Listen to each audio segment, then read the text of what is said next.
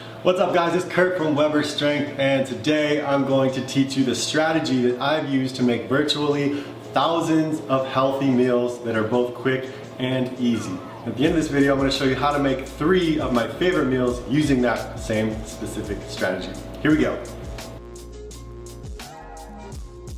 So all of your meals can be broken down into 5 simple categories. You have your proteins, your carbs, your fats, your vegetables, and lastly, your sauces and dressings. So first off, we got our proteins. So we got our beef or red meat, chicken, fish, eggs, and turkey. Category 2, we got our carbs, which are rice, potatoes, black beans, and quinoa. All right, category 3, we got our fats, which consist of avocado, nuts and seeds, and our oils like coconut oil and olive oil. Next category, we got our veggies, which consist of any green leafy vegetable, Brussels sprouts, broccoli, asparagus, and my favorite, bell peppers. Last but not least, we have our sauces, which can make or break your meal. So we want to make sure that we pick low-calorie options, things like low-calorie dressings, ketchup, mustards, Worcestershire sauce, soy sauces, and salsa. Now, of course, there's plenty more foods in this, but for the most part, I like to keep it as simple as possible. That not only makes prepping your food and cooking your food much faster, it also makes shopping for these foods much easier as well. All right, key number 2 is all about food quality. And most of us think you need to have everything organic to be able to be healthy, but the true fact is, the reason why you're not getting results is not because all your food is organic or perfectly cooked. The reason is you're just not being consistent with it. So for the most part, all I ask of my clients is that you're buying minimally processed food, and that for the most part, it comes from the earth. Or in other words, I just want you to eat like an adult. So now that we've got our key strategy in place, I'm gonna show you how to make 3 of my favorite meals using those same exact techniques. So meal number 1 is gonna be a southern stuffed bell pepper. Number 2 is gonna be a steak stir fry, and number 3 is gonna be a basic chicken salad. All right, first up, we're gonna start with our southern stuffed bell peppers. So obviously we got our bell peppers here that we're gonna stuff with. We got our ground turkey, black beans, and feta cheese. So the reason why I choose feta cheese is obviously you're gonna save a little bit of calories as opposed to like a cheddar, but also it tends to keep its volume when you cook it. It doesn't melt into this greasy mess at the bottom of your plate. The reason why I'm using black beans is it tends to have a lot of tag-along proteins as opposed to another thing like rice or something like that, or potatoes. But you could use those if you'd like as well. So I've got a pan preheated over here, and the first thing we're gonna do is brown our ground turkey. So all we're gonna do is just toss this right in. So we're gonna brown this for about 5 to 7 minutes. So while that's cooking, I'm gonna do is prep the bell peppers. So what we're gonna do is just basically cut the tops off of all of them. Now if you're scared of bell peppers, you've never had them before, trust me, they taste amazing and they're not hot at all. So then we're just gonna scoop out the inside. So all we're doing is just taking out the stem and the seeds from the inside, making a nice hole in there for our stuffing.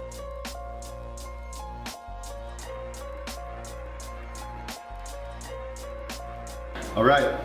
So what we're gonna do is brown this ground turkey for a little bit longer. When it's almost done, we're gonna throw these black beans in there to help cook with the ground turkey. So when that's done, we're gonna put this all together, stuff it in, and throw it into the oven. All right, so we've got our turkey and beans cooked up here. We added the black beans about halfway through the cooking process because they don't take quite as long to cook. And so what we're gonna do here is take this mixture and we're going to stuff the bell peppers and we're gonna layer it with the feta cheese as we go. So I'm just gonna take small scoops here. Just grab one, toss it in. So we're going a little bit, scooping it half here. And I'll add some feta cheese into there as well. And then another layer. Another, about a tablespoon each time. And it will tend to sink and cook down a little bit as you bake it, so you can feel free to pack these nice and tight here, and then we're going to just top it off a little bit more on the top. So that's number 1. 2 more of these, and we'll throw it in the oven. All right, we got all 3 of our bell peppers stuffed and ready to go. So we got our oven set at 350. We're gonna throw them in there for 20 minutes. We're gonna have some great stuffed bell peppers when we're finished. All right, so we just pulled our bell peppers out of the oven. They look amazing.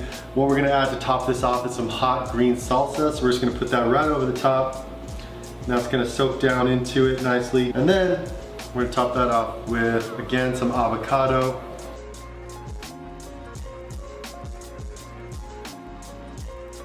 There you have it, Southwest stuffed bell peppers. All right, next up we got a steak stir fry. So what I have in front of me is some sliced sirloin, and this is sort of middle of the road as far as price goes and taste goes. It's a good bang for your buck steak. If you do want something that tastes a little bit better, you're gonna go with a ribeye, but know that it is more expensive and it is much fattier. What we have here, we're going to stir fry that with some garlic. We've got toasted sesame oil here, a little bit of soy sauce, pepper, and then when this is almost seared up and nice and ready to go, we're gonna throw in our vegetables. We got broccoli, and then I've got our bell peppers that we left over from the stuffed bell peppers earlier that we sliced up, and we're gonna throw in there as well. So I got a pan over here on really high heat. The key with stir fry is everything's cooked very high and seared with some EVOO in there. So I'm gonna toss the garlic in there too with the steak first. Then we'll throw in our sauces and pepper, and then last but not least, we're gonna throw in our veggies to finish it up.